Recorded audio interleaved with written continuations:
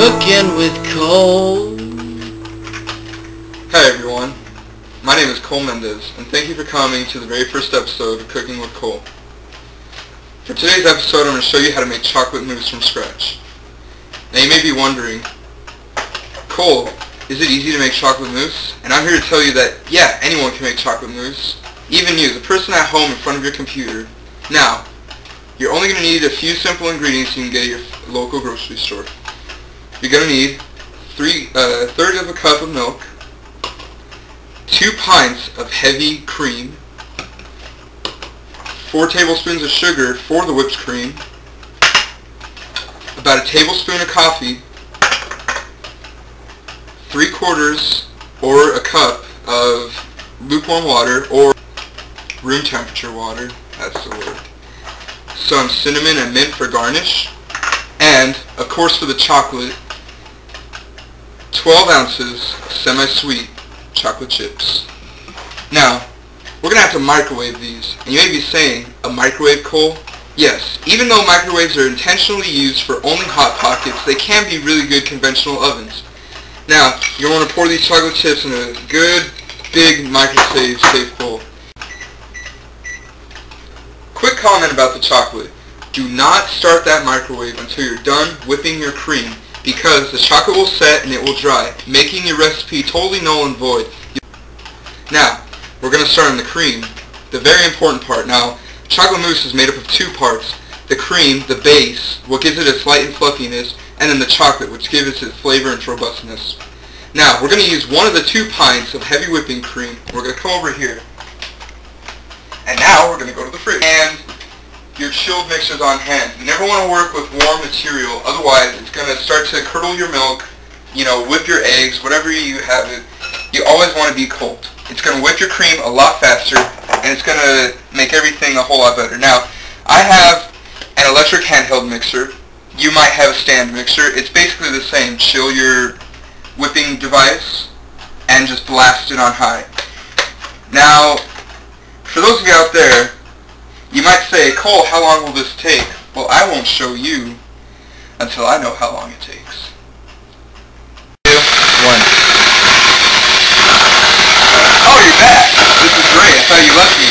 Now, I've been whipping for about 3 to 4 minutes now, and as you can see, we're already getting a really good texture. If you dip it in and pull it out, it should stay. Now I'm going to keep whipping this just a little tiny bit more, just so I can be totally sure. Now look in the bowl here. You can see it's holding its structure perfectly. And this is where I'm going to stop. You don't want to overbeat this, because then it's not going to be perfect whipped cream. You're going to overbeat it, it's going to look disgusting.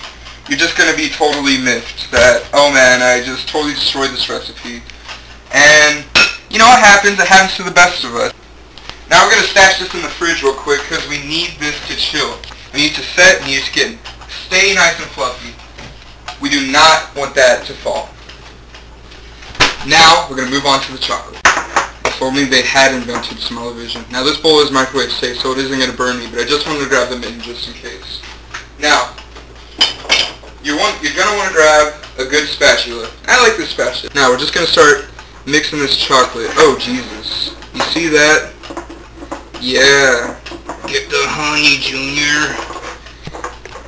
Now we're just going to mix this up nice and good. I'm going to set this off to the side. Now, we can't just add that to the cream.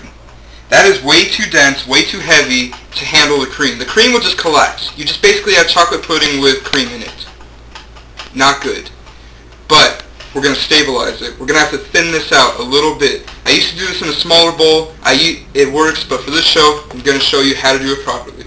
Now, this is where you're going to need your 3/4 to 1 cup of water, your 1 tablespoon of coffee, and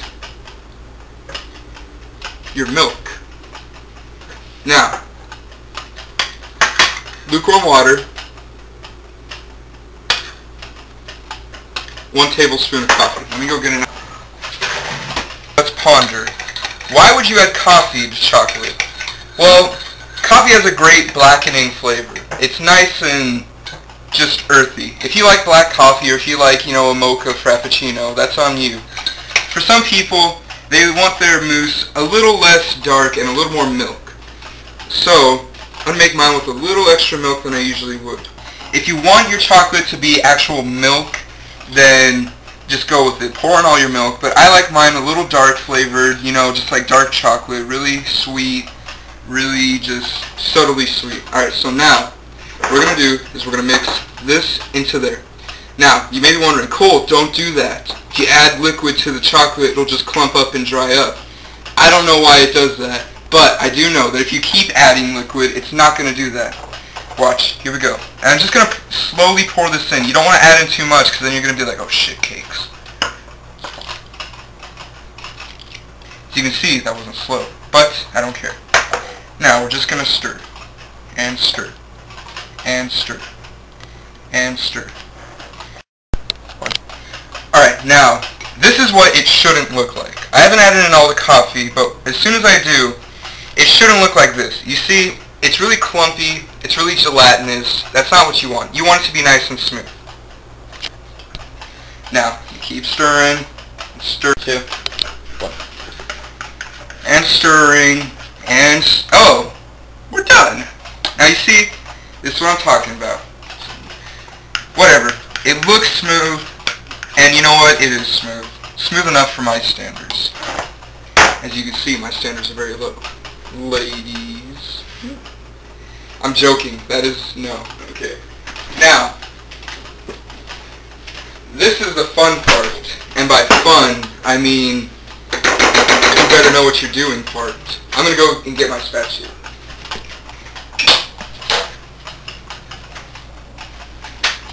Did I just see my cameraman do that? Bastard. Alright, so, now, this is still pretty dense. It's still going to cause the cream to collapse, unless we levy it. What we're going to do is we're going to take a little bit less than half of this cream, we're going to put it in that chocolate. Oh yeah, you hear that? I don't know how good the quality of my audio is on this camera, but you can hear it. Now, we're going to practice our folds. Now when you're folding, you want to kind of come down the middle of the chocolate, or whatever you're folding.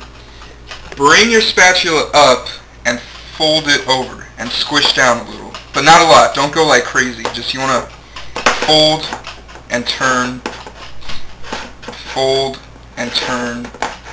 And you want to keep doing this until you start to see that your chocolate is lightening up a bit. Actually, you can stir a little bit. We're not really going to need to do the folding until the next part when we put all this into there. We're going to need to fold.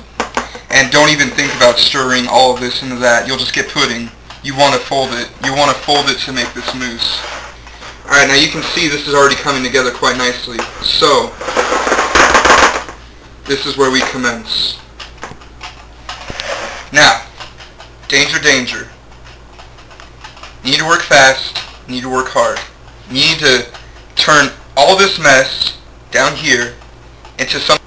Now, let the chocolate begin. Oh yeah. Look at that. Yes.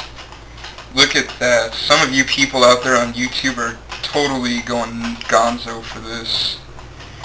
Oh yeah. Oh yeah. Look at that. Now, we gotta fold. Just fold. There's more cream than there is chocolate. We're gonna fold. And keep going. Now, when you're done folding, this is what it should look like.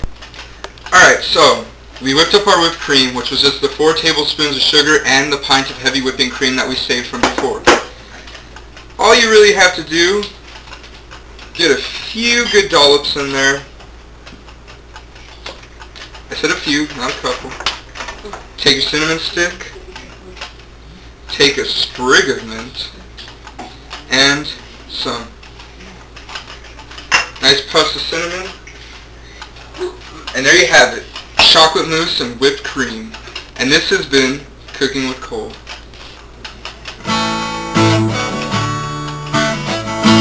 Cooking with Cole.